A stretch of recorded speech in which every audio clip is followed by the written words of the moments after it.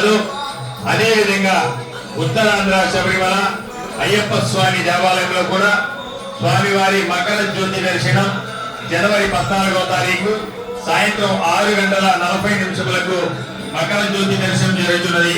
ప్రతి ఒక్కరు కూడా మకర జ్యోతి దర్శనం తిలకించి స్వామివారి పడి పూజ కూడా నిర్వహిస్తారు. పడి పూజ కూడా తిలకించి స్వామివారి ప్రసాదం స్వీకరించి వెళ్తారని కోరుకుంటా. స్వామి శరణయ్యప్ప.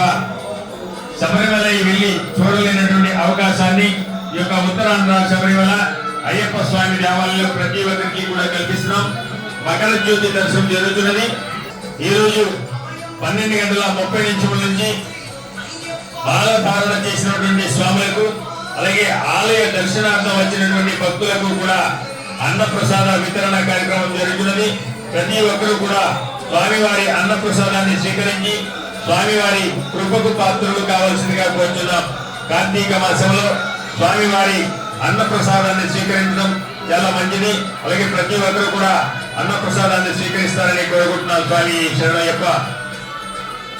ఈ యొక్క ఉత్తరాంధ్ర శబరిమల అయ్యప్ప స్వామి దేవాలయంలో ఏటువంటి టికెట్లు లేకుండా నిర్వహిస్తున్నటువంటి ఉత్తరాంధ్రలో ఏకైక దేవాలయం శ్రీ ఉత్తరాంధ్ర శబరిమల అయ్యప్ప స్వామి దేవాలయం.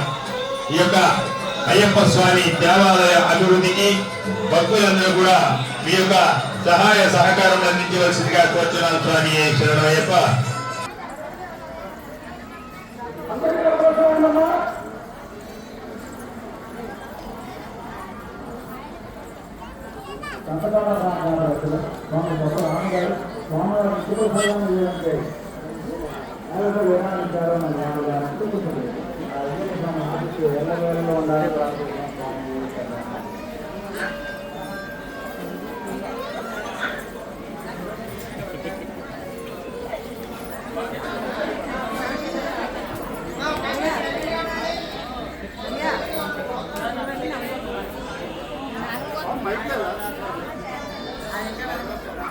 పేరు